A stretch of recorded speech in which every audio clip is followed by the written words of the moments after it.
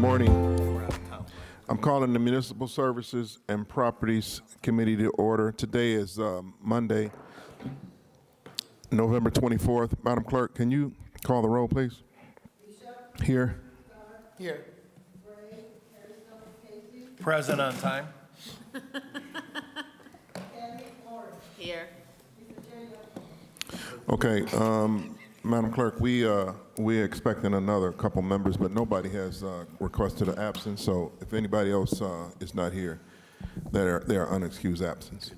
All right, Director Lear, can you come to the table, please?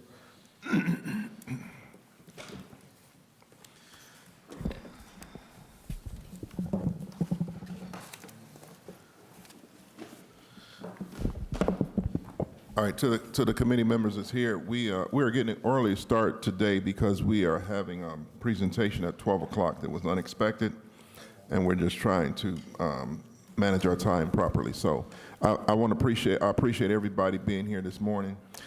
Today is our last official meeting of the year. We do have a meeting at 12 o'clock, but today is the Municipal Services Properties Committee last meeting of the year. Okay, Director, we're going to start with ordinance number 396, 2025. This is by council members Bishop and Griffin. This is a departmental request. Emergency ordinance authorizing the Director of Public Works to enter into a license agreement with a vendor to install and maintain an automated teller machine terminal located in room 122, vital statistics for the use and convenience of the general public for a period of 1 year with 1 year option to renew exercisable by the Director of Public Works. All right, Director. Councilman, there was also an amendment that's flown through. I don't know if you all saw that. Oh yeah, I'm sorry. This is ordinance number 396, 2025 as amended. And I'm gonna read the amendment. There is no legal objection to the legislation if amended as follows. And 1, in the title, line 3, strike a vendor to install and insert key bank. 2, and in line 7, strike 1 year with 1 year and insert 2 years with 1 3-year. Number 2, in section 1, at line 3, strike a vendor based on competitive proposals granting and insert key bank whereby the city grants key bank, and in line 7 strike the selection of the vendor and consideration for the license shall be made by the Board of Control on a nomination submitted by the Director of Public Works. Number 3, in section 2, starting at line 1, strike 1 year with 1 year and insert 2 years with 1 3-year. Number 4, insert new sections 3 and 4 to read as follows. Section 3, that the license agreement shall be prepared by the Director of Law and shall contain additional terms and conditions necessary to effect the license agreement authorized by this ordinance. Section 4, that the Director of Public Works and the Director of Law and other appropriate city officials are authorized to execute such other documents and certificates and take such other actions as may be necessary or appropriate to effect the license agreement authorized by this ordinance. And number 5, renumber existing section 3 to section 5. Okay? All right. So that is the amendment for ordinance number 396. All right, Director, you want to give us a brief? Thank you, Councilman. This is and committee. This is a piece just to have the ATM machine that's downstairs on the first floor in vital statistics and to be available to the public. In the past, this body had required us to go out for an RFP. We did that 2 times, and each time there was no response. The only company that was willing to do it was Key, because it was their machine that was there. I do know that there was one angst that the body had was about the Community Reinvestment Act. Yes. And I do have an agreement from Key and Community Development that they have recommitted to the Community Reinvestment Act to invest according to the rules of that act.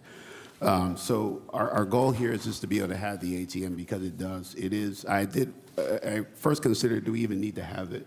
I went down and talked to the folks down in Vital Statistics. They do believe that they need to have the ATM available for the public.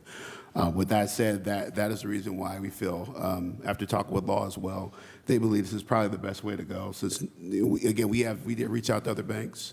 They did not want to, they didn't even actually call us back. This is really the only organization that's willing to put the machine out there, leave it out there at no cost to the city. With that, I'll open it up for any questions. Okay, all right, Director, did you provide the staff with the MOU? I can. I did. I can provide that. Okay, well, you can send it at a later date. Yeah, will later do. date. I'm gonna go to Councilman Richard Starr. Yes, through the chair, through this ATM that we have in City Hall, do we have any data that attribute how many transactions has been made since then last year on that ATM machine? Through the chair to the council, we do not because that's private with Key Bank. That's not something that I've asked for. But I did ask the folks at Vital Statistics, and they say that there's often cash transactions that happen, and many times people go to the ATM machine to be able to purchase their birth and death certificates. And so they use it to be able to grab money out to pay for their birth certificate. Through the chair, do we know the actual fee that is cost for that machine? Through the per chair, transaction? Through the chair to the councilman, it's the same that you would have if you if you're not a Key Bank owner, or if you don't have a Key Bank account. So I think it's like $4 or something. The same thing that you would see if you were, using an ATM anywhere else and you weren't a Key Bank. No problem. I yield, Chair. So, Director, did you send this out to bid? You say nobody responded? Yes, we've done it twice. Twice? Yeah, we've done it twice, and no one's responded to it. So both times we ended up just going back to Key and making an agreement with them. Okay, all right. All right, is there any other questions? Councilman Casey? Mr. Chairman, to the director, did you say that the fee is $4? Through the chair to the councilman, I believe that's the right. And we know that that's set by Key Bank, correct? That is correct. And there was no negotiating of that as part of the RFP, Mr. Chairman, to the director. Through the chair to the councilman, that was one of the things that we put there initially. And again, this is why we got no responses.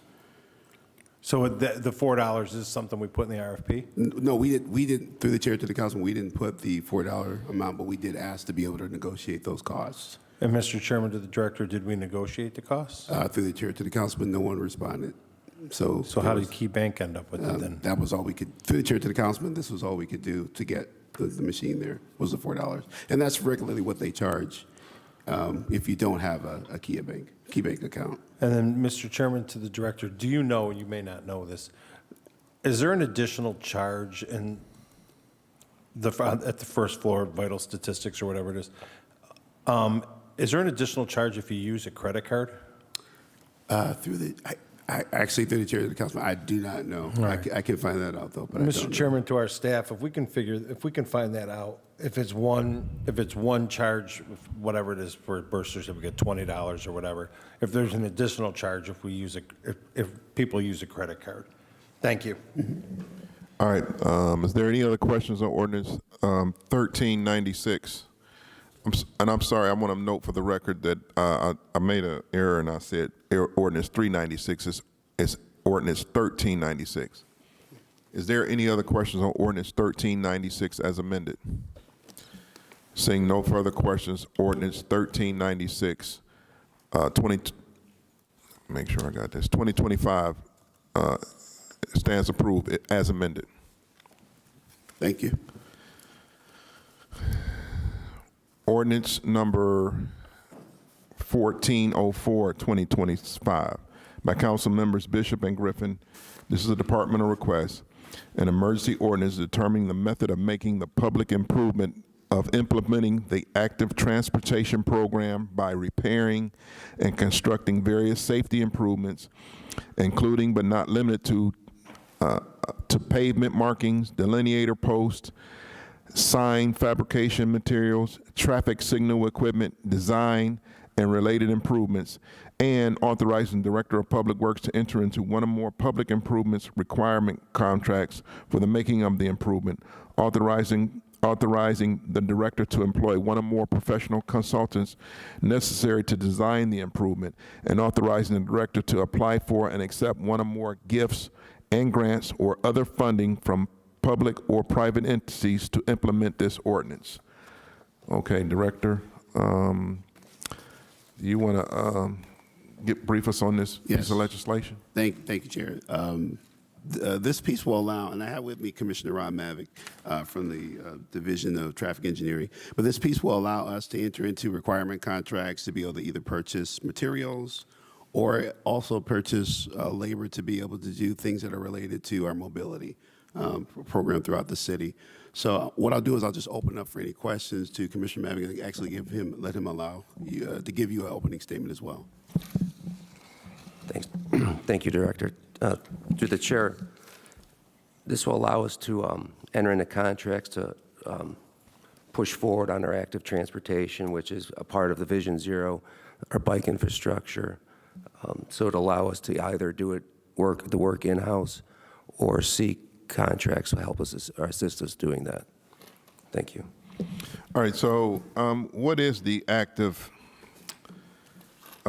transportation program? What is that, Commissioner? So we've labeled it active transportation because it encompasses the Vision Zero group, Cleveland Moves, which is our bikeway facilities, the Vision Zeros to implement safety improvements at intersections and roadways. So it's basically to make it safer for pedestrians, cyclists, vehicles, all that. We've already done several projects and have a couple that are in the queue. A good example would be like the Huron and Prospect project, where we went to a one-way pair, created a bike facility, and extended patio areas. So a lot of that is going towards the improving safety on the roadways for all users. And that's really what the active transportation encompasses. Okay, so this active transportation program, is it done in all roadway projects, or are you guys selecting the roadway projects that you want to have this program involved in? So there's two ways there's the capital projects, which falls under the Complete and Green Streets, which has a lot of elements of the active transportation. There's also, this would be more geared towards in-house, and the driver of that is the Cleveland Moves and the Vision Zero. So everything that's being implemented is based on data and or the actual Cleveland Moves program. So I want to ask you this, Commissioner, why haven't we kind of mesh these programs so we'll be on the same page on across all our roadway projects, instead of doing this set of activities on this roadway and this set of activities on this roadway? Through the chair, that's actually what we're trying to do here by allowing the division to move forward on projects that have already come and been completed but did not have these elements within them. So basically, the capital projects that are going out for sale now have a lot of these elements, but the ones that were sold and constructed a few years back do not. And so this is a way for the city to go back and retrofit some of these areas to incorporate the bike facilities, the safety improvements, and those types of things. Okay, so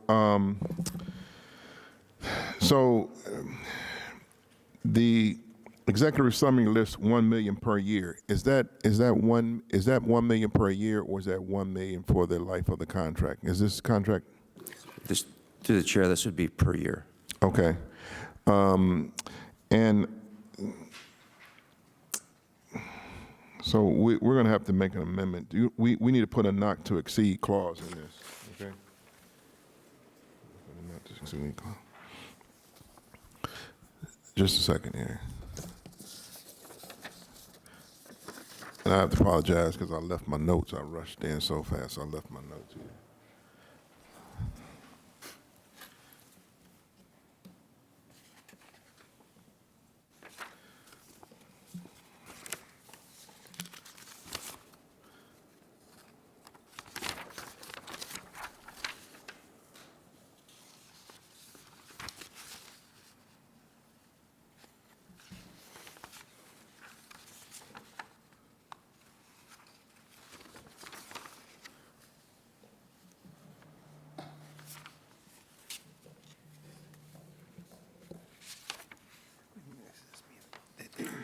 Let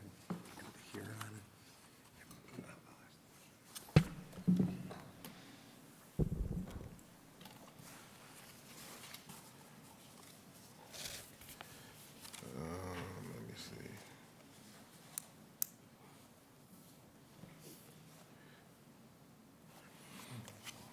Okay, Director,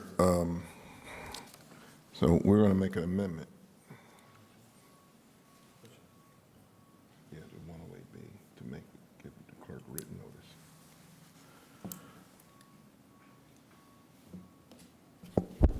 Thank you, Chairman. I'll make the amendment for ordinance number 1404-2025, where it says under Section 7, consider the amendment to be read as follow. The Director of Public Works shall provide written notice to the Clerk of Council whenever any purchases is made through the cooperative process, which notice shall include the details such as cooperative purchases. Okay, Councilman Starr has offered amendment. Is there a second? Second. Councilman Casey seconds the amendment. All right, is there any discussion? Yes, go ahead, Director. So just to be clear, this is just for if we use any cooperative agreements, that's what Okay. you want written notice. Right. Okay. We want the clerk to be notified. All right, is there any discussion? Yeah. Councilman Casey. Mr. Chairman, to the director, would this mean that prior to changing anything, you'd have to get permission from the council? Through the chair. No, yeah, okay, since he wanted to answer, go ahead. Oh, I'm sorry. No,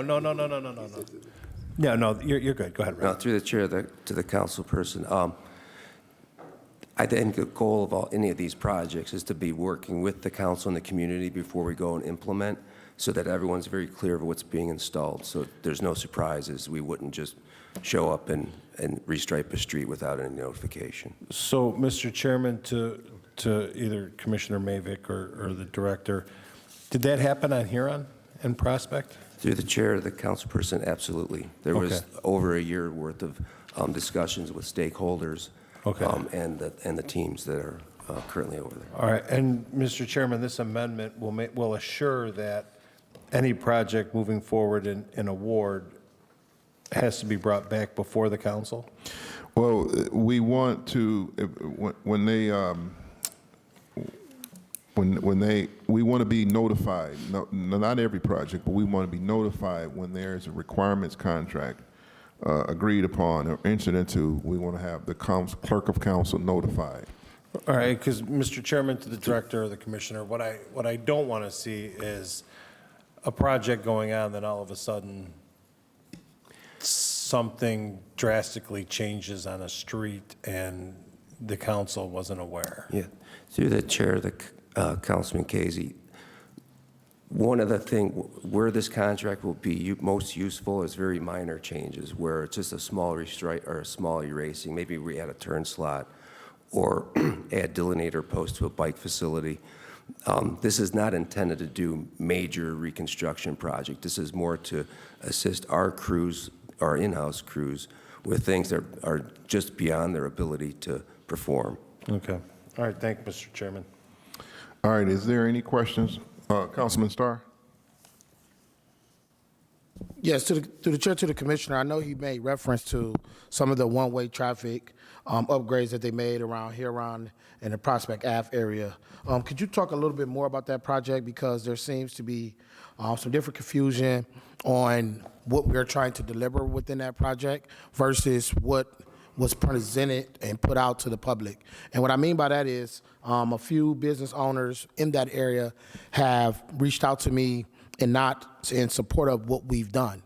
And what I mean by that is when you talk about the one-way traffic roundabout that we have going on, there's businesses that's operating from that East 9th further down to East 3rd, East 4th, up to Terminal Tower. And what some of the issues that businesses meant is when they're trying to do deliveries in the morning. And I know we spread it out, we got more seating area, we're trying to extend the road.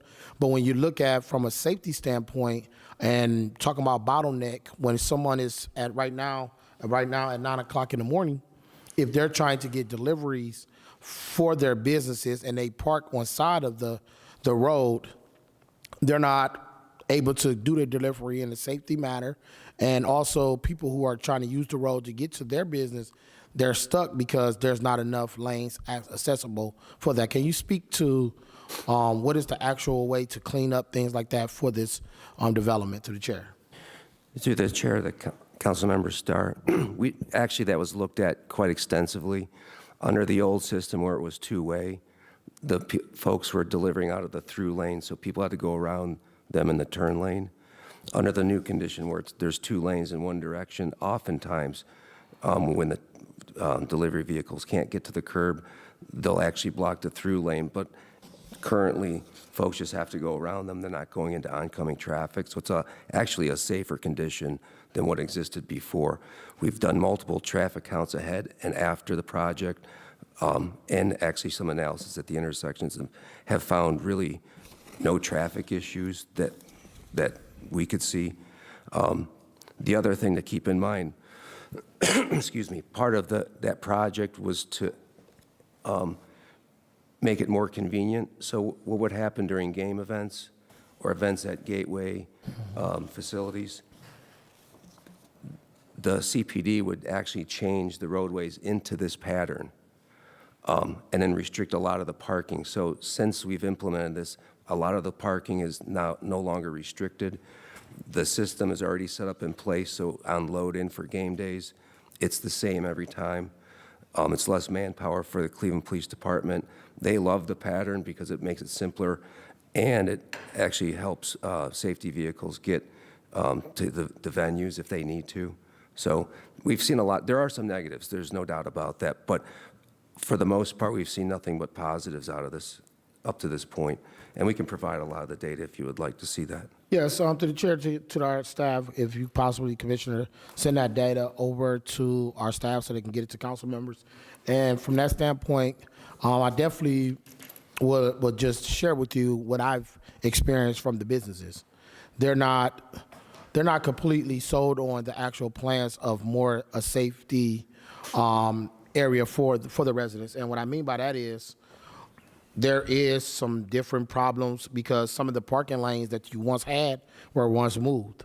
So where you have an opportunity where businesses had customers come in and they could park in front of there, those lanes have now changed time frames, been removed, been restricted.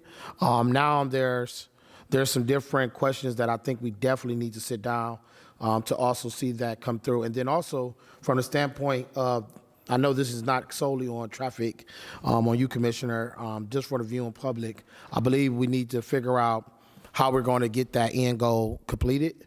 Because as I'm seeing is we made some changes, but it does not look completely like the map and the viewing that they put out. So we put out something that shows one thing, and now we're still working through the kinks to try to possibly finish that project. And then also, what it would do to be able to help support businesses who possibly are doing some development to their buildings. If they're going to have to come back in the near future and spend more money and they already got construction going on, how can we get them to be able to implement their part of the front way or the street to be able to get done earlier than them having to wait to do it again? You know, so it's so many different things. Like I said, I've talked to different businesses. I've talked to different residents down there. Some are in favor, some are not. And I understand that every initiative we have, you're not going to get 100% of everyone in support of. But one of the things that we do have to make sure we prioritize is the actual businesses that are going to be affected, whether it's positive or negatively, when we making these decisions to get that on. And I definitely will be following up with, I think, Matthew Moss, as well as other individuals in the administration to see what we can actually do to make sure this project is actually something that can actually work for the residents of Cleveland. Thank you. Chairman, could I have a quick point on that? All right, thank you, Councilman Starr. Councilman Rebecca Marr? Thank you. I actually have a quick question just as a user of Huron, which is that after the games at Rocket Arena, we're often reversing the direction of the one-way that we installed. Was that contemplated in what we put together? Because that is what has caused the most confusion for me as a user of that change? I just wanted to understand that through the chair. Due to the chair, the Councilmember Mara, that was considered as part of the Bureau of Traffic, is the one that reverses the flow for the outbound, and they didn't want to change the operation initially. Just they thought it would create confusions if folks had to go the opposite direction. So we're in constant contact with them. That is one of the one sticking point I think that's still out there as it relates to the events. So we're still working with them, and I think we have upcoming meetings to discuss, not only with the Bureau of Traffic, but also with the venues. All right, thank you very much. All right, thank you, Councilwoman.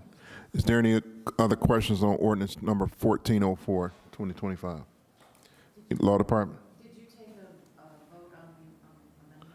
Oh, yes, that's right. I'm sorry. All right, so there is an amendment on the floor. Councilman Starr has made amendment, and the amendment is on the floor. Those in favor of the amendment say aye. Aye. Aye. Those opposed? The ayes have it. 1404, 2025 is approved as amended. Please sign. Thank you.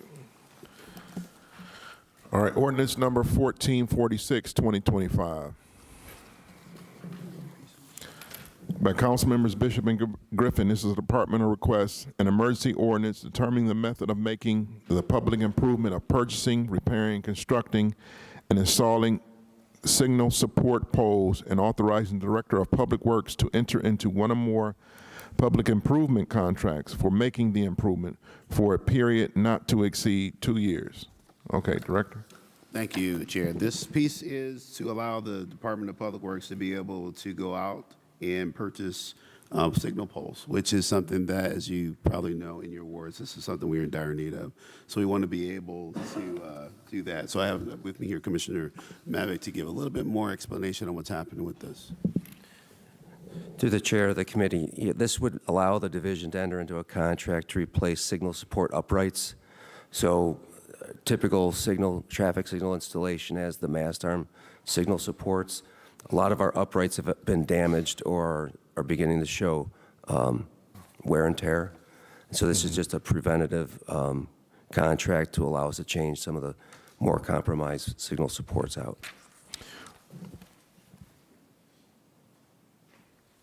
Okay, so Director, in Section 4, identify funds number 20 SF 722 2024 for the road and bridges bonds and the proper appropriations account. Do you know if there are any other funds that will be used for this purpose? Chair, no, this is the only fund that we have right now in mind to be able to use for this. Okay, so Director, also I drive past on Woodland Avenue. I'm not sure whose ward it is, and it's a steel pole that's hanging and it's tied up by a rope. And I'm assuming that the bottom is kind of rotted out, but it's tied up as a rope, and it's between 79th and Buckeye on Woodland Road. But I've driven past it 3 times, and we haven't secured that pole yet, but it's tied up by a rope. So I just want to put that on your plate also. Chair, we'll make sure we look at that today. Okay.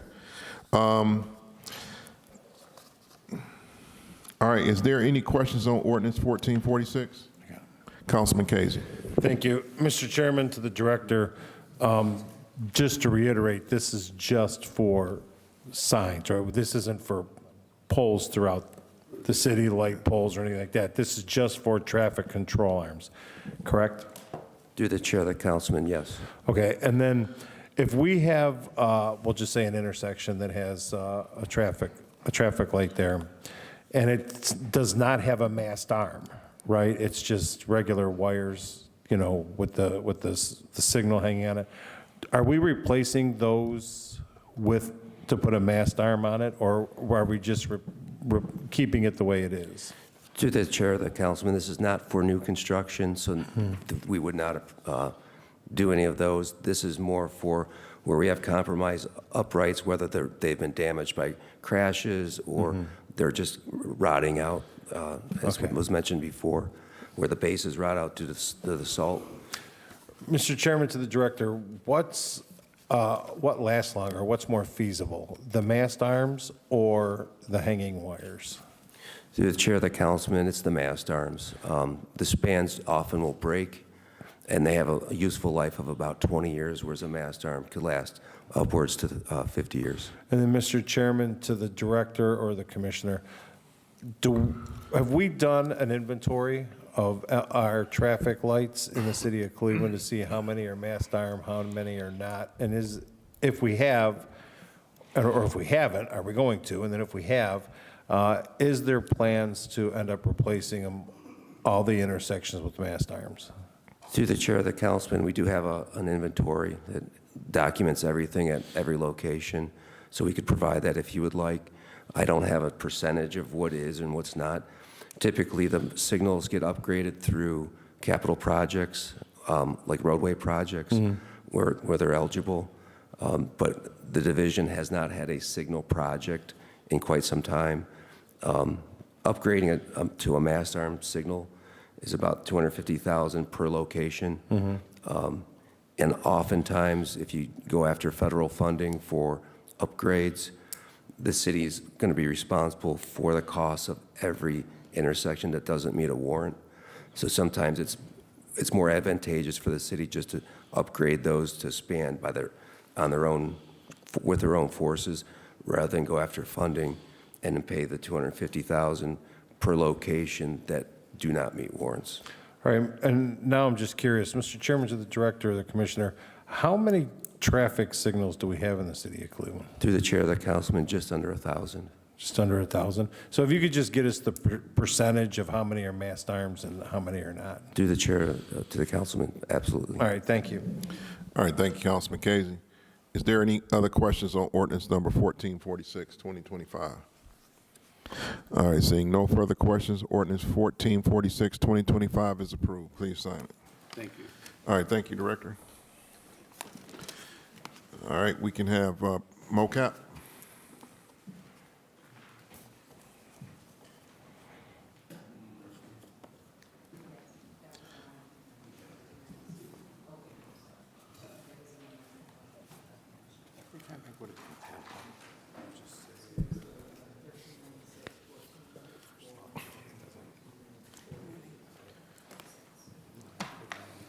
What number are you for? I am for the, 1316? Yes. 1316? Yes. All right, I'm going to do it first. What number is that? 1316. All right, yeah, I'm starting with 1316. All right, come on. Yeah, I got it right here.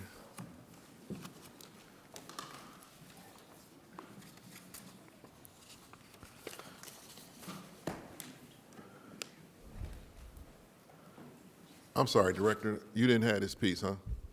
Well, it's with Division of Real Estate, which is Okay, with me, all right. with Parks and Okay, Rec. all you guys are on it, okay, that's okay. Yeah. All right, ordinance number 1316, 2025 by Councilmember Starr, Bishop, Harrison, and Griffin, a departmental request.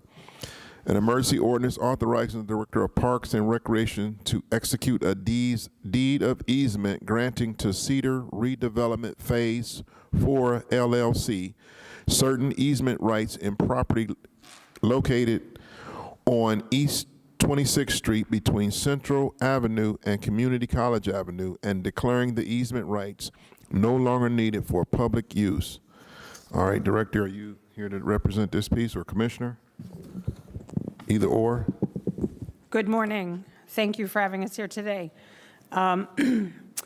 We are partnering with CMHA on this item, and this will expand park space adjacent to our Central Recreation Center, and I will have Commissioner DeGennaro give more details on this. Thank you. Thanks, Director. Good morning. Morning. I also have, we have with us Matt Schmidt, who is the Chief of Modernization and Development for the Cuyahoga Metropolitan Housing Authority to our left. So this is part of this County Central Surge Initiative as part of that initiative to improve an area between East 22nd and East 28th Street in the Cleveland Central neighborhood near the city's Central Rec Center, the city, the county, and CMHA partnered to make improvements in that area. The improvements include the new East 26th Street, a new city park that is right next to the Central Rec Center, and construction of a new 50-unit residential development known as Cedar Redevelopment Phase 4. You may recall that back a few years ago under ordinance number 608-2022, the city and CMHA did a land swap around this project. There was a large piece of land next to Central Rec that CMHA owned that was not being used, and the city owned a long, skinny parcel on which the rec center sits, and the rear portion was not being used. So we gave that land to CMHA so they could consolidate it with their land to the south, on which the housing development is being constructed, and the city, with the assistance of the county, who donated $1 million, is constructing a new city park right next to the rec center, fronting on Central Avenue. So in the meantime, for the residential development, there is a fire lane that's needed, and so they need a little piece of the land that was formerly theirs towards the rear of the park. It sits back off Central Avenue. The fire lane easement is approximately 24 feet by 150 feet, and it will allow for fire access and will also improve pedestrian access from the residential development to the new city park and rec center. And the easement is being, the easement rights are being sold for $14,000, which is a fair market value. Okay. All right. Have you, the councilman is star on this Correct. case?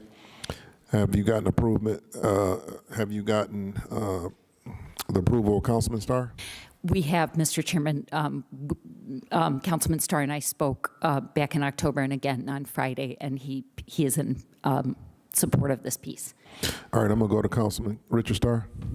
No, I just say I do support this initiative. Once again, this is a part of the whole upgrades that we're doing on the Cedar Estates.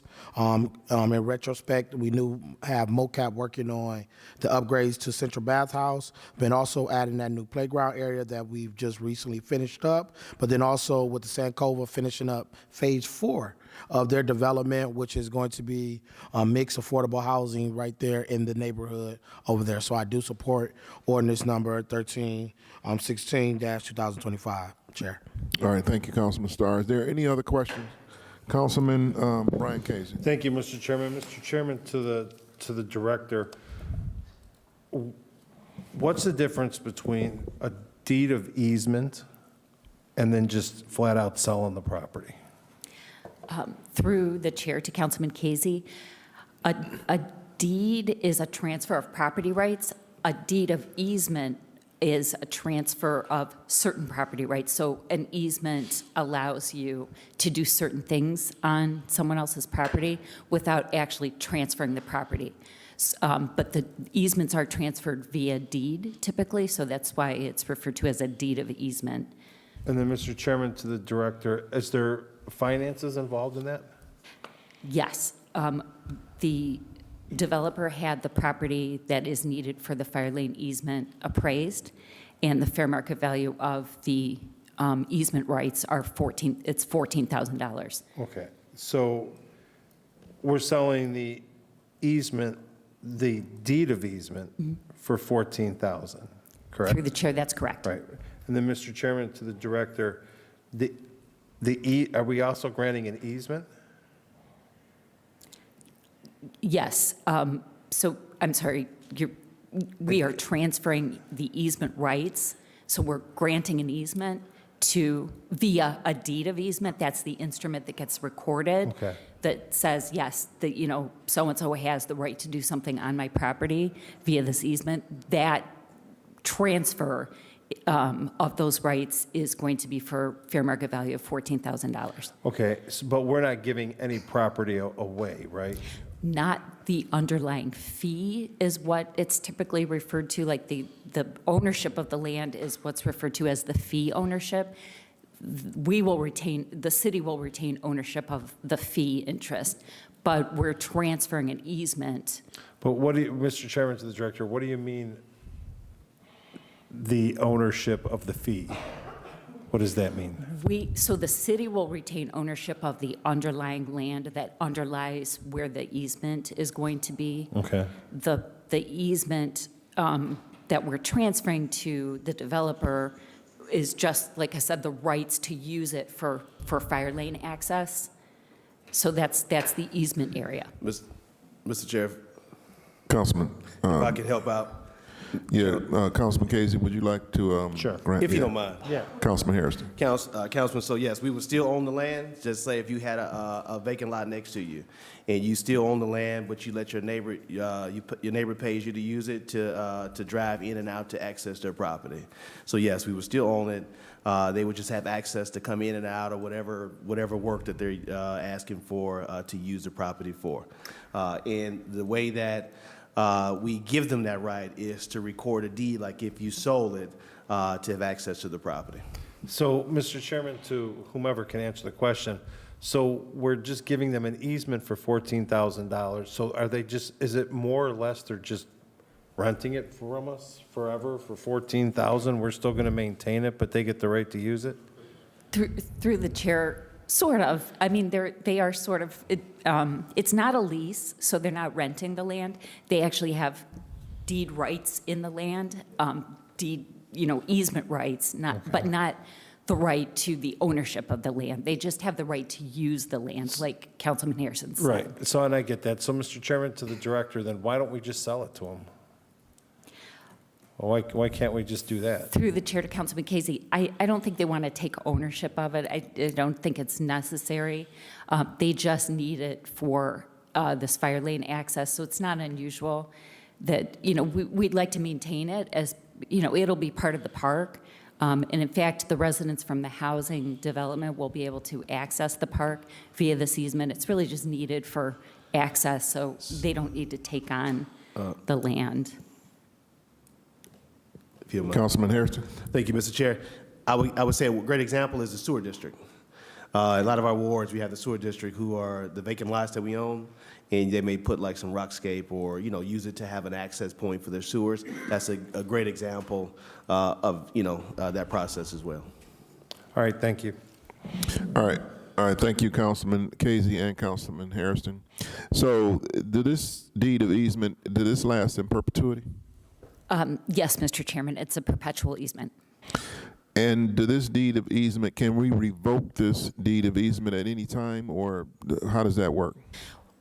Similar to it, when you transfer a deed to your property, you can't take it back unless both sides agree. So an easement can be revoked or extinguished, but it has to be by agreement of both the grantor parties. and the grantee. Yes. Okay. All right. Is there any Councilman Anthony Harrison? Thank you, Mr. Chair. Just a question in terms of maintenance of the site. Who's going to bear that responsibility? Through the chair to Councilman Harrison, the developer will maintain the fire lane easement area. So developer will maintain the easement area? Yes. Okay. And we'll bear responsibility for, because I don't know the property, so I'm just kind of asking some generals here. So the fire lane, they're going to maintain, and then whatever's around it, I'm sure Councilman Starr has went through this. My apologies, Councilman, but we'll maintain whatever's around it. I don't know what's around it. Through the chair to Councilman Harrison, so it's the rear portion. It's like a small strip at the back of the park, the city park. Okay, So the okay. city is going to maintain the park, Okay.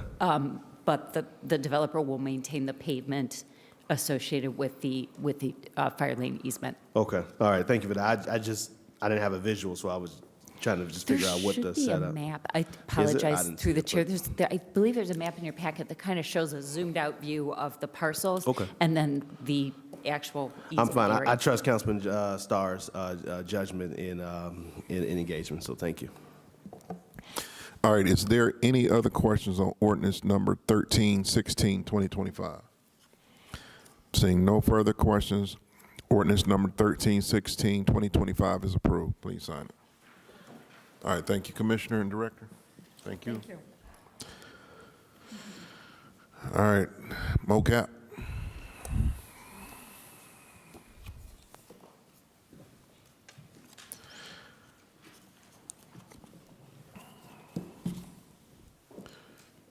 Commissioner, are you here for a specific piece or which one? 1416.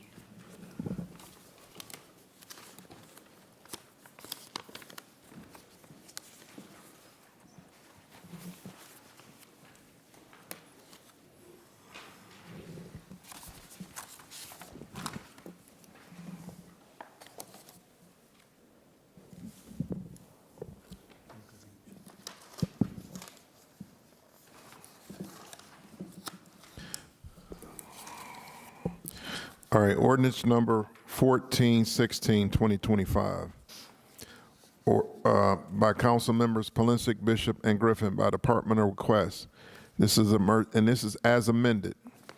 An emergency ordinance to amend section 2 and 11 of ordinance number 993, 2025, passed August 13th, 2025, relating to agreements with the Cuyahoga County and the Cleveland Metro Parks for the Euclid Beach Trail Connector to add additional land to the submerged land lease, and to supplement the ordinance by adding new sections 11A, 11B, 11C, 11D, and 11E relating to subleasing the land to the Northeast Ohio Regional Sewer District.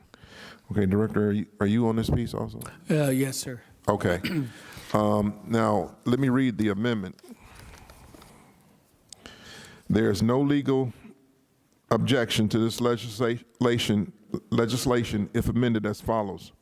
Number 1, in section 2, line 1, strike section and insert section 2 and in line 2, strike is and insert are. All right. All right, Director, you want to speak to this piece? Yes, sir, Mr. Chairman. So I'll start out with this piece. So the Euclid Beach Connector Trail is an exciting project that you'll recall that the city funded with ARPA dollars, and it's taken quite some time to design it and to get the property rights and the work with the county who's running the construction project to this point. And I'm excited to say that they're anticipating going out to bid at the beginning of the year. So we're almost to that point. And so today we're coming back to council with a few detailed amendments to the ordinance that we passed.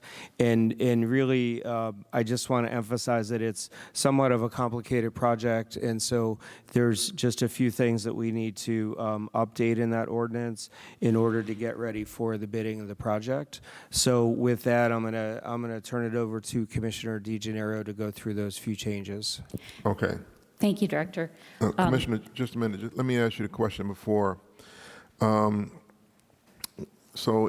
it doesn't seem like these are major changes, so why do we need them? Can you answer that while you're giving your presentation?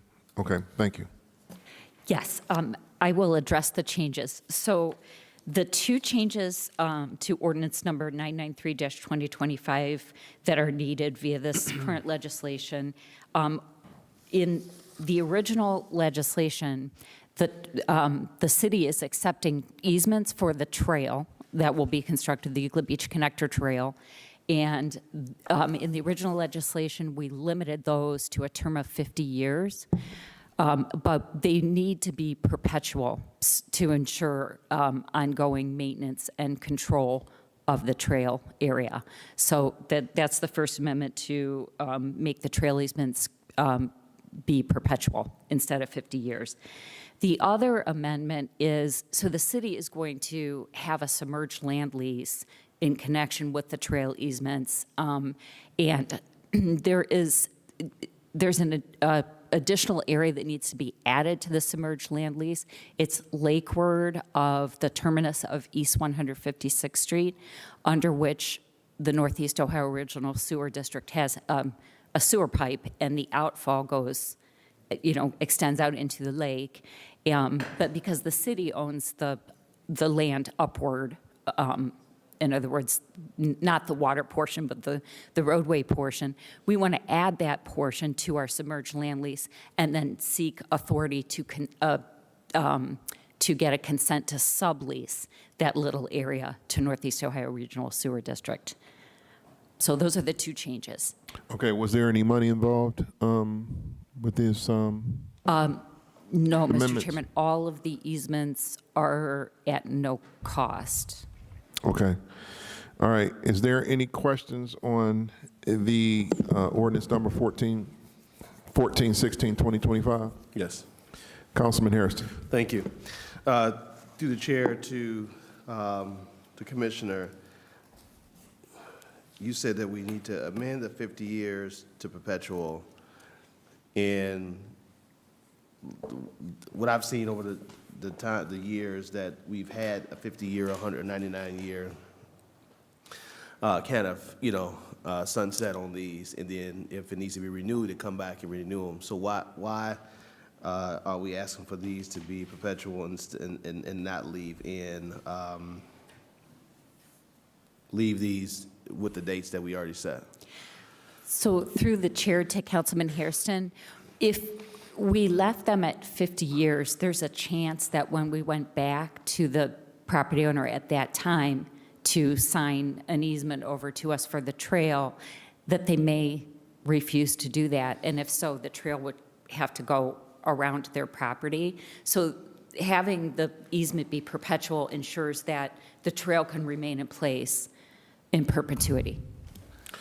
And Mr. Chairman, if I could just say, the one thing that's a little unusual here is we have multiple property owners. So it's in the instances that we normally have, you might have a 99-year lease with one property owner for the whole length. Here we have multiple property owners, so that opens the door to maybe some saying they want to renew and some saying they don't want to renew. And if we're investing all this money into the trail, we want to make sure that we have the investment for the long term for our residents. Gotcha. Okay. And the area that you are looking to add in is that, where's that piece at? Trying to go back to the map. Through the chair to Councilman Hairston, there's two maps, I think, the zoomed out project view, and then there should be a second map that shows the little tiny portion right at the end of East 156th Street where Norset has their sewer outfall. That's the little piece that's being added to the to the city's submerged land lease that we will get from Ohio Department of Natural Resources. Okay, down Do you see it? 156 at the very end. Yeah. Yeah, okay, because when Yeah. you go down, you can barely turn around down there. Is that going to be expanded, or is that going to stay like a small, very small area Through the as it is now? Through the chair to Councilman Harrison, it won't be expanded. The sewer outfall is in. Oh, I'm sorry, you're asking Yeah. about the cul-de-sac Yes. portion? Yes, Yes. through the chair. Yes, there will be a turnaround area, and so the city's getting an easement from that property owner to the east for the trail and turnaround purposes, cul-de-sac purposes. Okay, all right. Yeah, because you have, through the chair, you have the apartment complexes there, and they have a lot of parking in that back between, there's a CMHA, there's the other two properties are owned by private developers, and then to the west, you got those houses there. Okay. No, I get it. I didn't know what you wanted to run along with, and so it's for the submerged land lease, for them to be together. Is what I'm hearing, right? Through the chair to Councilman Hairston, for which pieces to be together? To take the 50 years off, and so you got you talked about the maintenance, and you talked about the submerged land lease, and it seemed like that you're trying to line them up together, and not have one 50 years and one be perpetual. And So is that right? through the chair to Councilman Harrison, it's a little confusing, but the trail, the easements that we're getting from the private property owners for the trail, those will be perpetual. The turnaround easement that you were referring to, that will be perpetual. Okay. The submerged land lease is only for a term of 50 years, and that's just because Ohio Department of Natural Resources typically won't grant a lease for longer than 50 years. So we will have to go back and seek a renewal of that. Got it. That's what, okay, that's the part that threw me off. I'm like, so they do perpetual lease now? Wow, okay. Typically, we've always have to come back and renew it and ask for addition. So, okay, no further for me. I get it. Okay, thank you, Mr. Chair. All right, is there any other questions on ordinance number 1416, 2025? So, Director, when you mentioned that we want to get the easements from all of these different property owners, the Ohio Department of Natural Resources only will give us a 50-year. Is that what I'm understanding? Through the chairman of the council, and yes, but they're different types of easements. So the Department of Natural Resources is giving us the right to use what they call submerged lands, meaning, land that we're doing something in Lake Erie, versus the property owners are giving easements on their personal property. Okay. Yes, Okay, but those easements on the personal property is in perpetuity? correct. Okay, all right. All right, is there any other questions? Seeing no further questions, ordinance 1416, 2025 is approved. Please sign it. Thank you. As amended. Oh, yeah.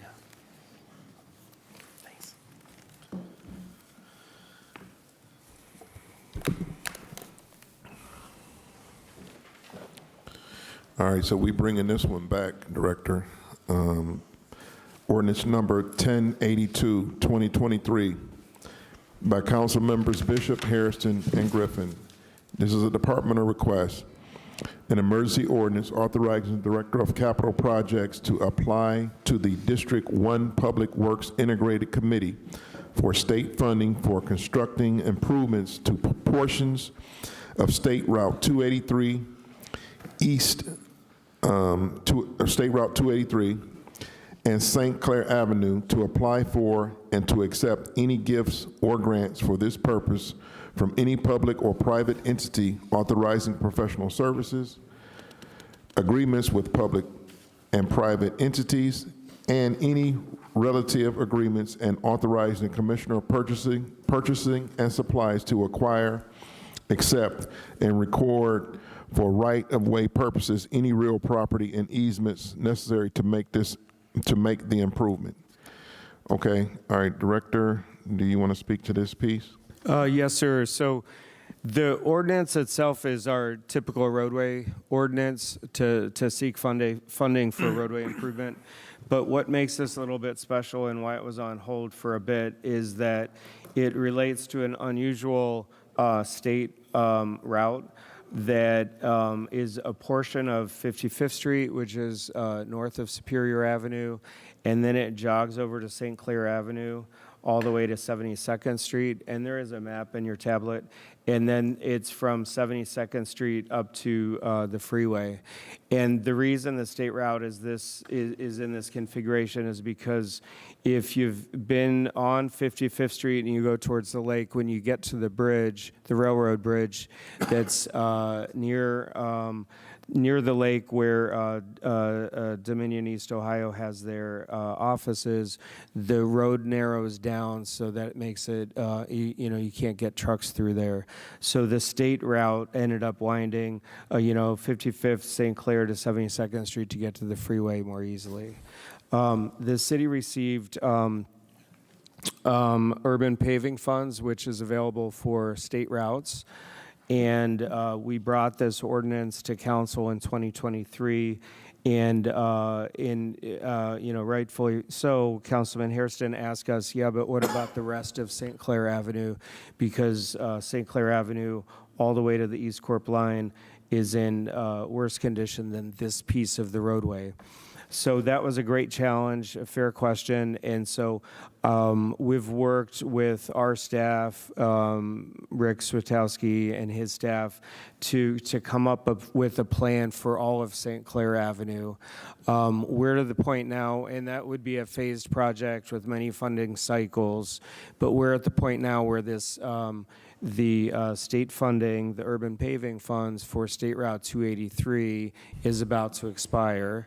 And so we presented the plan for St. Clair Avenue to Councilman Hairston, and also have fine-tuned this State Route 283 project, and are now seeking approval from the county to move forward, or from the city to move forward with an application to the county for DOPWIC funding in the next funding stream for DOPWIC funding.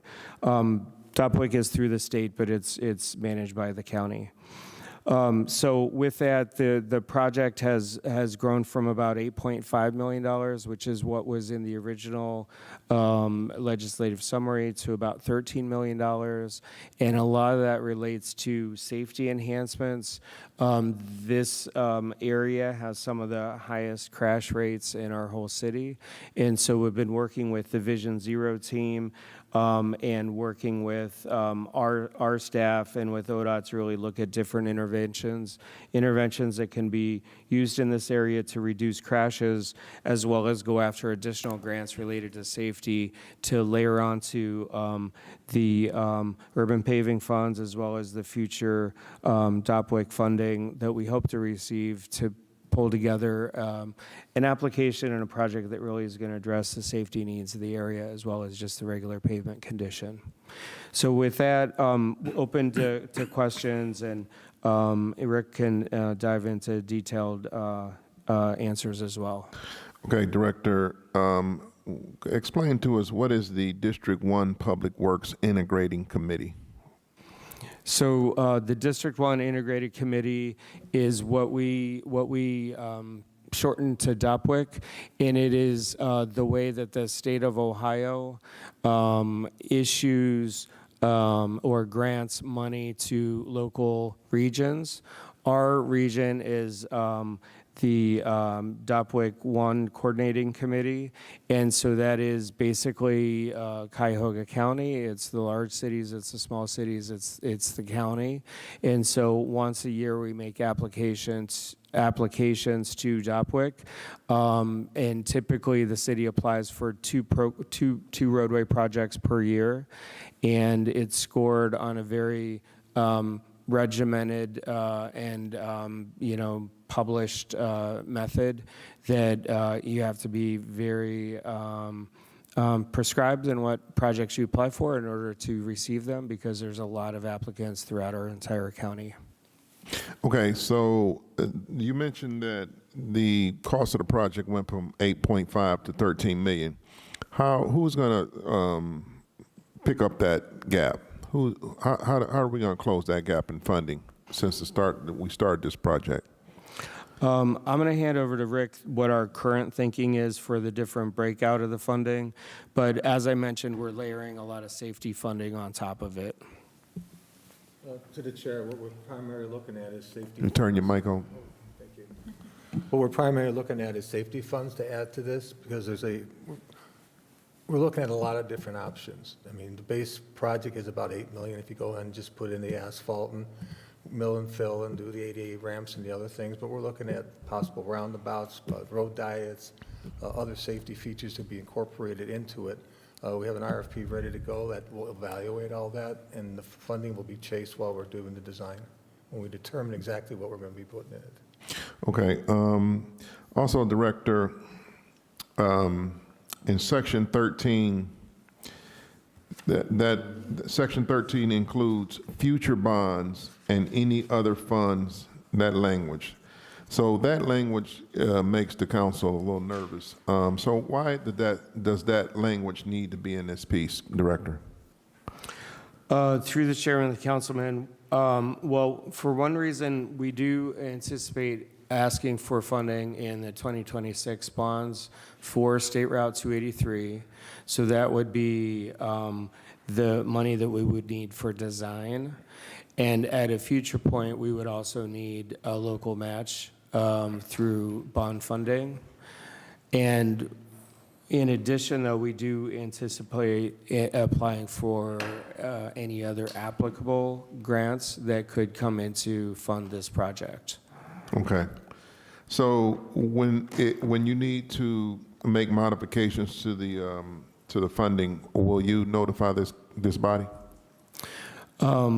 Modifications from what we initially have listed as funding sources. We can definitely do that. Would we, do we typically have to come back? No, okay. So yeah, we can come back with a final funding list for that project. And we would, of course, have a lot of public engagement that comes along with this and a lot of discussions with the council members who will have this ward, which I'm not sure if it's only Councilwoman House Jones, but I know that that there would be, due to the change of the boundaries, there's different council members going forward. Okay. All right. Is there any questions on ordinance 1082, 2023? Mr. Chair. I'm going to go to Councilman Anthony Harrison. I can yield and go last if they want. Okay. All right. Councilman Brian Cage. Thank you, Mr. Chair. Mr. Chairman, to the director, I just have a question because I've seen this in other legislations. So you have private entities listed in the legislation. How often does a private entity donate to or what would they donate to a project like this? So through the councilman to the councilman, typically the private donation would be if there's some kind of private development that happens to be happening along that route, and they may say donate the money for enhancements or sidewalks or things that relate to a particular private ownership. So if there's a business there that's got a driveway, right, and the end of their driveway is cracked up and it's getting redone, and they just say to them, hey, can I pay you to fix my the end of my driveway or whatever while this project is going on, and they actually pay for the work to be done. That's what would be a private entity. Well, through the councilman, through the chairman of the councilman, so we would have the ability to do anything that's within the public right of way. We wouldn't do a piece of a driveway that's outside of the public right of way. Unless we need to do it for our project. So let's just say there's maybe a foot between the end of the right-of-way and somebody's building, and we need to do, do the full thing. We might do that extra foot with permission from the property owner. But what this language really speaks to is, hey, I'm XYZ business, and I have a lot of employees that like to eat outside. Could we add some benches outside of our building so that people have a place to relax and take a break? And then they pay for it? Correct. Okay. Thank Yes. you, Mr. Chairman. I was just wondering. All right. Councilman Harrison. Thank you, Mr. Chair. Yes, this has been a long time coming. We had to get to a place where we can, be comfortable with the other parts of St. Clair, because they are, as the director mentioned, are in much worse condition than this stretch of St. Clair and East 55th. And for the life of me, I just didn't understand why we were focusing on this stretch before we were actually focusing on areas that really needed the help. But as we got through as we went through this process, they highlighted to me, why this was the case and so forth. And so they worked with me to develop a plan. Commissioner Swatowski emailed over a detailed path of how, the department will intend to address parts of St. Clair and Nottingham Road. as well. And so I'm comfortable with that, that path that they have set forward. And, ask the committee for consideration. There's a lot of investment happening in this particular part of the neighborhood, and this will further enhance the work that is taking place there by St. Clair Superior Development, Famicos Foundation, and the Mandel Foundation, in addition to the investments that we as the city are making in that neighborhood as well. And so, again, those are the reasons, why it took us a while to get here, Mr. Chair. And so just ask the committee for their support. Thank you. All right, thank you, Councilman Harrison.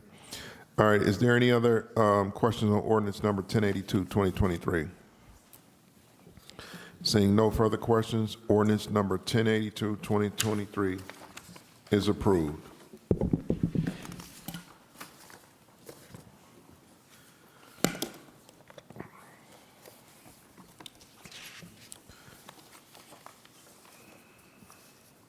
Ordinance number 1295, 2025, by council members Bishop Griffin, by departmental request, an emergency ordinance authorizing the Director of Capital Projects to enter into an amendment to the Memorandum of Understanding with the Greater Cleveland Regional Transit Authority to provide additional services for implements and to extend the contract.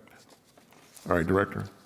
Mr. Chairman, thank you. This is an amendment for an ordinance we passed in 2022. And the ordinance related to GCRTA's improvement of the West 117th Street Station, which I haven't been to yet, but they recently opened it, and I hear that it's a great redevelopment of that station.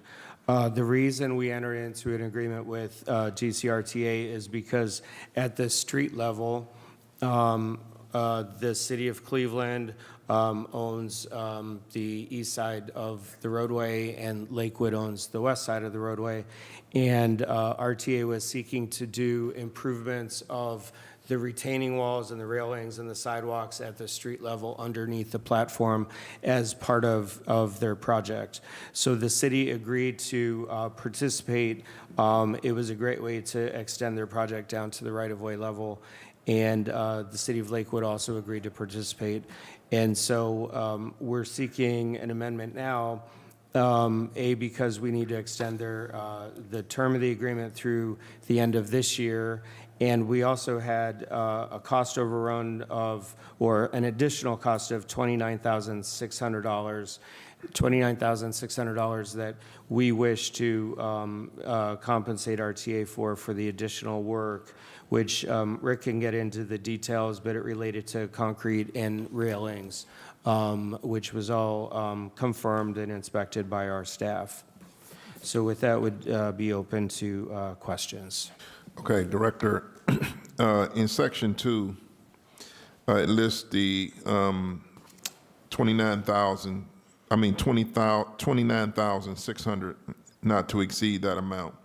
But it also lists after the funds, it says, and other funds as approved by the Director of Finance. So Director, explain to us what's other funds and why is that needed into the section 2? Through the chairman of the council, I believe that when this was put in that we had, yes, it looks like we have an RQS and an RL, so the funds should be allocated for this source. So I don't believe that we need and other funds. The 29,600 is already associated with this. Yeah. Yes. Okay, all right. Is there any other questions on ordinance number 1295, 2025?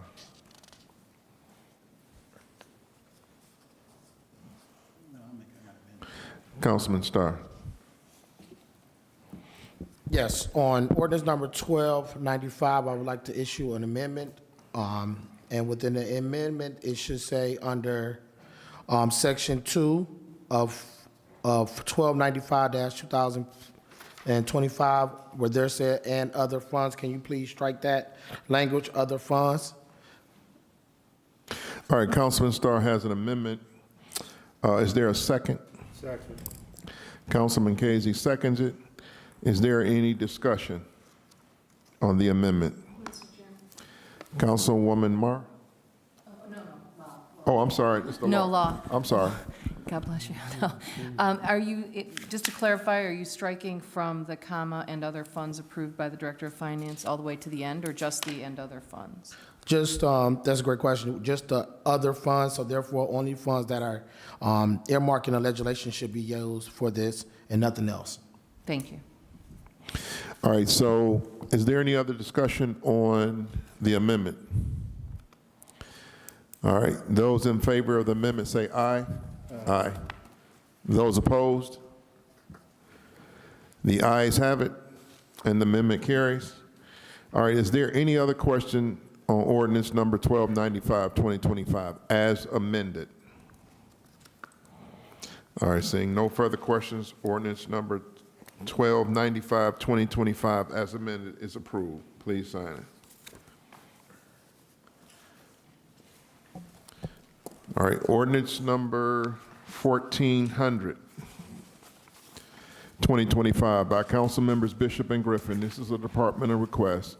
An emergency ordinance authorizing the Director of Capital Projects to apply to the District 1 Public Works Integrated Committee for state funding for the rehabilitation of a portion of Wade Park Avenue to apply for and accept gifts and grants from various entities for the improvement, and authorizing the Commissioner of Purchases and Supplies to acquire, accept, and record for right-of-way purposes real property and easements necessary to make the improvement.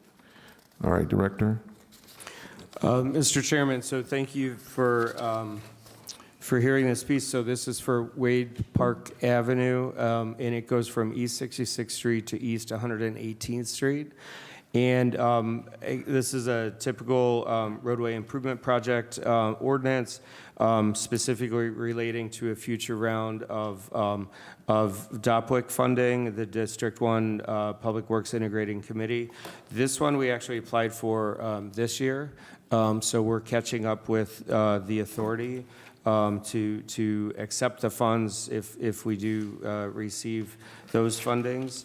And if you look at the funding sources listed, you'll see that we've really, and you've heard me say this at the table many times before, we just can't continue to fund our projects with the typical funding sources. So we're going after a lot of different funding sources to put this project together, including enhanced safety funding.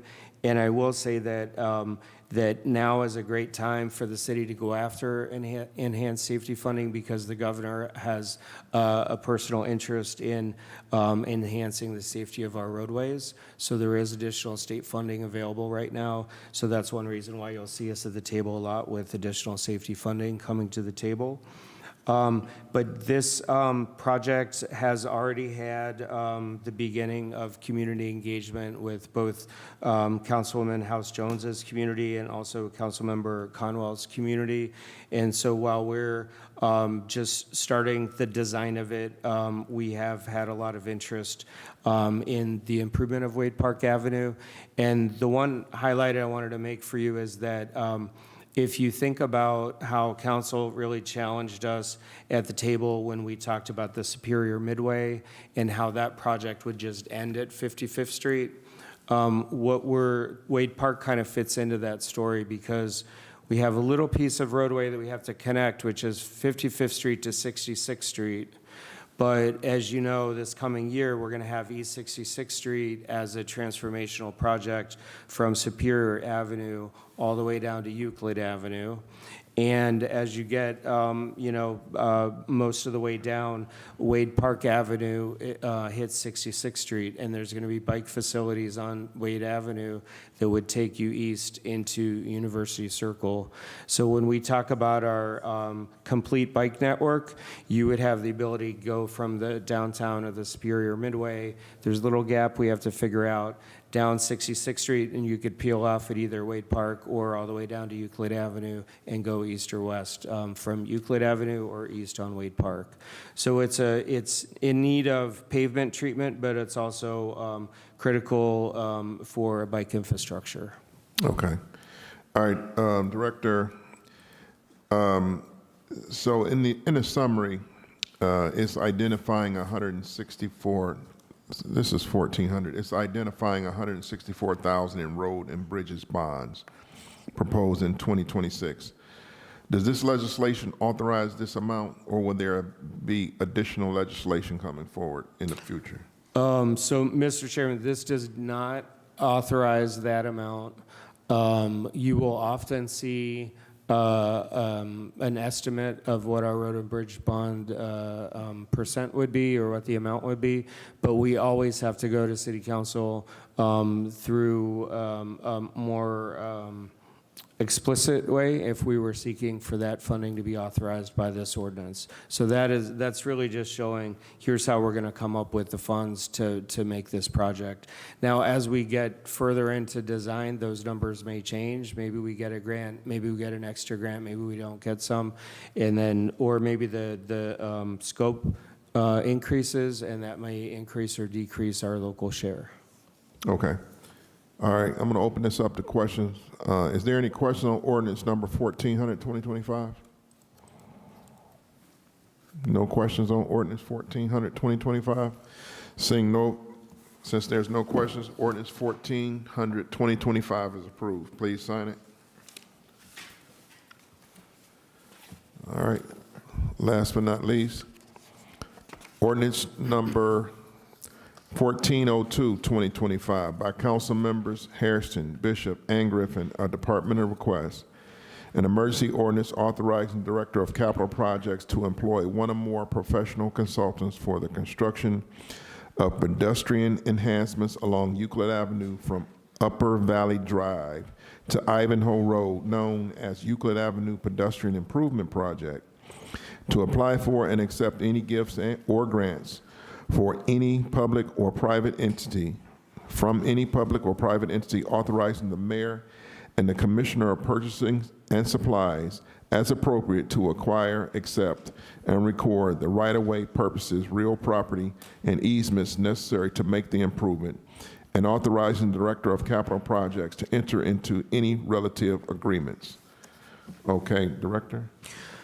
Mr. Chairman, so in 2022, we finished a roadway project for these same limits, which was Upper Valley Drive to Ivanhoe Road on Euclid Avenue. And the project was scoped as a basic roadway project without any enhancements for bikes and peds or any bells and whistles, if you will, to the project.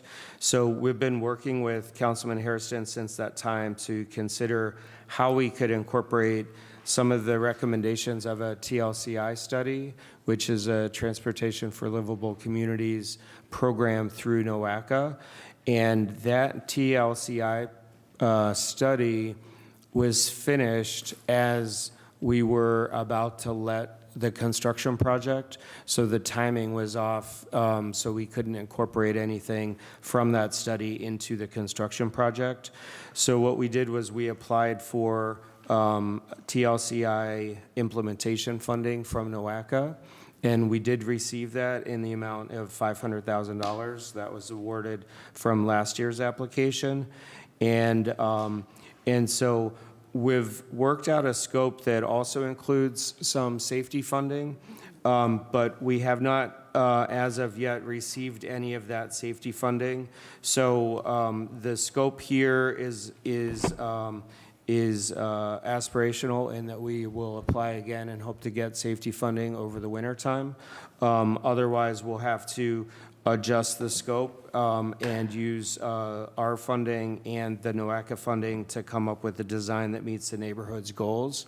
But right now, the project's at about 1.1 with the additional safety funding that we hope to bring into it. And it includes a lot of signalization changes and other improvements along the corridor to really enhance the pedestrian experience along Euclid Avenue. Okay, all right, thank you, Director. All right, this is in Councilman Harrison's ward. Yes, sir.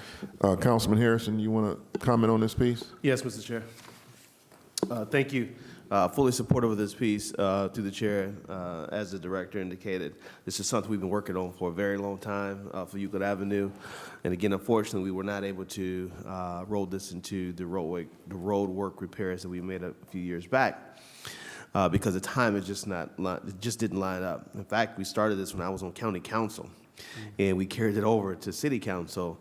We did not lose sight. We kept it going, and we have arrived here today. As the director mentioned, that we were given an award from NOACA, but we need additional dollars to support the work that we're trying to do here. Hopefully, we will be successful moving forward with the safety funds that we were applying for in the future. But I would ask that through the chair to the director that we maybe include in this or consider future bond funds or other city funding to add along to this project to ensure that we get the outcome that we are looking for. Unfortunately, due to the November 4th election, my commitment, I was going to apply $2026 to help with this project, discretionary funding, whether it's NEF or other funds that we may receive through our annual allocation, but unfortunately, that's not the case. So I'll be chatting with my successor, and hopefully he'll add his portion of the money to this to continue this project along, because it is a very much needed project for this area of the ward. But again, asking that the committee support this. Again, much needed, and this is a long time coming. Euclid Avenue is a very dangerous stretch of Euclid Avenue between Ivanhoe and Upper Valley. Man, with that hillside area on the one side of Euclid and the flat side, and trying to cross there, the kids literally have to come down the steps in front of Euclid Park School, stand almost in the street, because there's like a little set of steps in order to cross the street. I mean, it is amazing. And then go down to where the big mural we did on Euclid Avenue on the wall, in the colonnade. Same thing, you got to come down the little steps. It's little steps in between, and they're literally at the curve of Euclid Avenue. Very dangerous. They treat Euclid Avenue like a highway, man. So, again, very important work that we're trying to do here along Euclid Avenue, in addition to enhancing the appearance of Euclid Avenue as well. We've come a long way. We've been able to demolish several vacant abandoned buildings. We've been able to put murals up along the corridor, work with the sewer district to install enhanced landscaping along some of the major access points along the corridor. And so this will really help tie a lot of the work that we've already been doing in together. And so just ask committee for support. And through the chair, just a question to the director, should we add in here future bond funds or other revenues? I don't know how we, unless that the committee doesn't see that as appropriate, which I'm fine with. But if it's needed as we get to that point, then it can come back to the committee and ask for the support. Through the chair. All right, thank you, Councilman Harrison. Director, you want to respond to that? Mr. Chairman, so if we intended, or if we needed future bond funds in the future, we would add that to our capital improvement plan list. So I'll defer to you if that needs to be added, or if we just include it in our list of projects going forward. I would say that typically that's our norm. So even if these are listed as potential funding sources, we still come to you for authorization to expend those funds. Okay. All right. Councilman Starr? Yes, definitely. I just wanted to see if I can make an amendment to this ordinance number 1402. Under section 2, at the end of that part of it, we should include the Director of Capital Projects shall provide written notice to the Clerk of Council whenever any purchases is made through the cooperative process, which notice shall include the details of such cooperative purchases. All right, Councilman Starr has an amendment.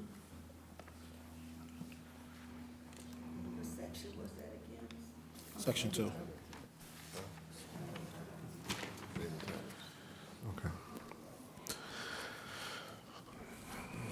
All right, Councilman Starr has an amendment on the floor. Is there a second? Second. All right, Councilman Casey seconds it. Is there any discussion? All right, Director, you have any comments on the amendment? No, sir. All right. Is there any other discussion on the amendments? All right. Those in favor of the amendment say aye. Aye. Those opposed? The ayes have it. All right, ordinance number 1402, 2025, as amended. Is there any other questions on this piece of legislation? All right. Seeing no other questions, ordinance number 1404, 2025 is approved as amended. Please sign it. All right, Director, we have three other pieces for you. There are vacations Oh, right. for the. Okay. Yes.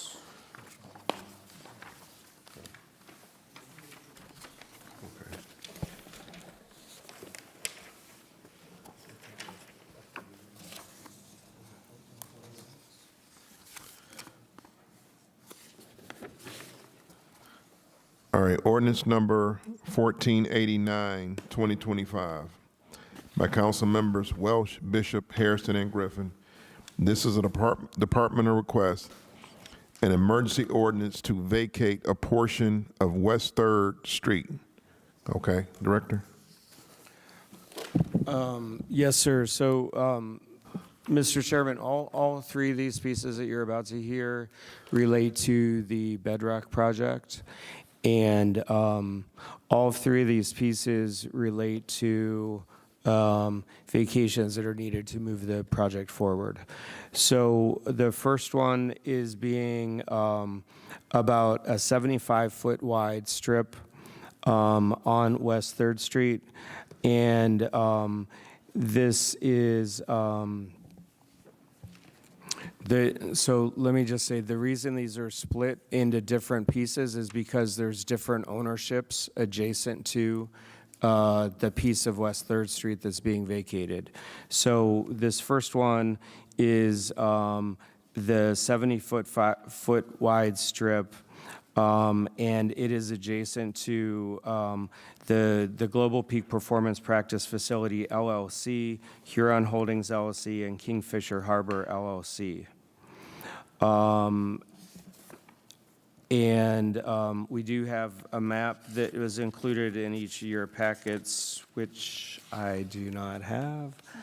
But I don't know if you want to hear these all together or separately, but they're all, they're really just all three pieces related to the same project.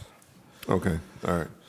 All right, so we got to read each individual. So is there any questions on ordinance number 1489, 2025? Councilman Casey. Thank you, Mr. Chairman. This is regarding to all three of them. Who owns this property now? So the city owns the right-of-way, and the adjacent property is owned by different limited liability companies that are related to the Bedrock project. So we're only vacating, Mr. Chairman, to the director, what we own, correct? Yes, that's correct. And it's only a portion of the right-of-way. Let's see if I have a map here. So if folks recall when there used to be an Eagle Avenue Bridge that went from Gateway down, there was a ramp system that allowed you to go from West 3rd Street onto Eagle Avenue, and I'm going to go up and just kind of point that out. So this right-of-way right here is extra wide because there was a ramp system that would basically take you up the old Eagle Avenue. And so what this is doing is it's vacating the ramp portion, so leave you with the normal right-of-way strip, and then it also vacates the end of West 3rd Street, and this is Cuyahoga River, but it vacates the end of the ramp so that kayak launch can be created at the end of West 3rd Street. All right, and Mr. Chairman, to the director, if we own those, right, how come we just don't sell them like we've done? Why are we vacating them? And then once we vacate them, who becomes the owner of the property? So the way that right-of-way is turned from a public use into a private use is through the vacation process. It's not through a sale process. So vacating a right-of-way, if it was the whole right-of-way, it would go through the center line, and it would split to each of the abutting property owners.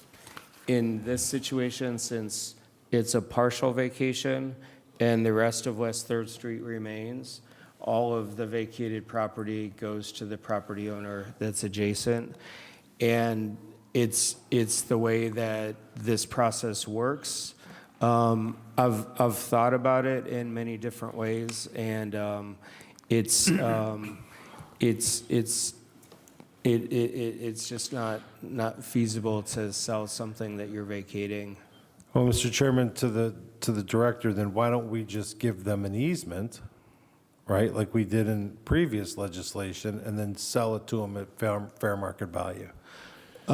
So again, a peculiarity, but we don't place easements over right-of-way.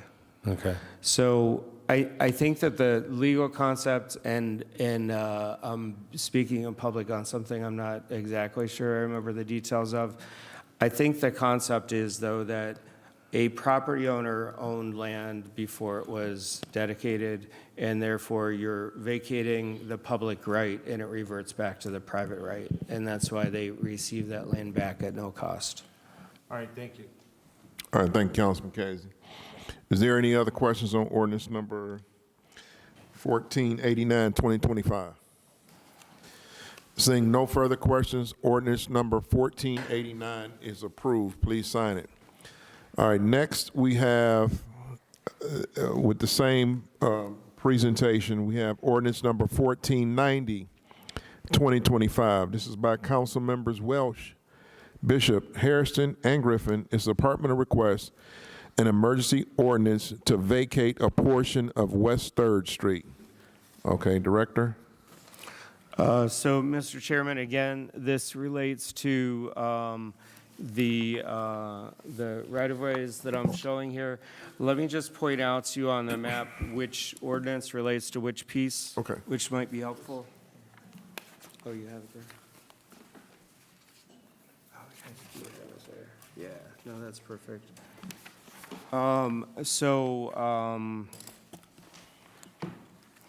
So the ordinance that we just passed, which is 1489, relates to the far left where we have West 3rd Street up against Cuyahoga River.